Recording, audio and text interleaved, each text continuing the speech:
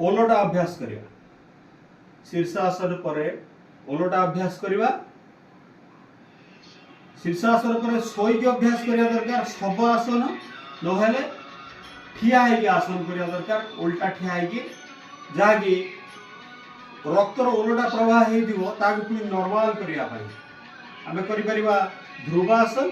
ध्रुवासन करिया पाई एमती सीधा होइचंदी छेड़ा होइचंदी बा पाद को ऊपर डाहाण आंठू बाम पाद आंठू ऊपर डाहाण पाद को रखिले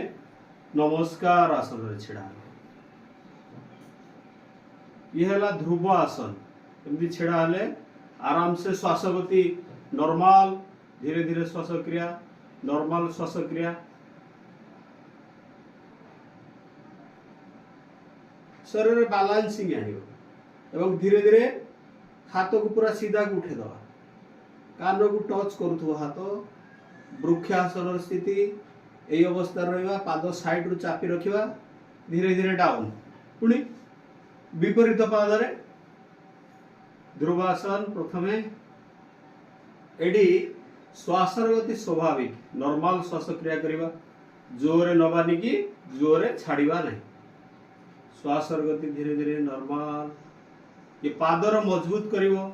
पिला माने एही अभ्यास निहाती करिवा दरकार वयस्क माने कले भलो पादर मजबूत रहिवो पादर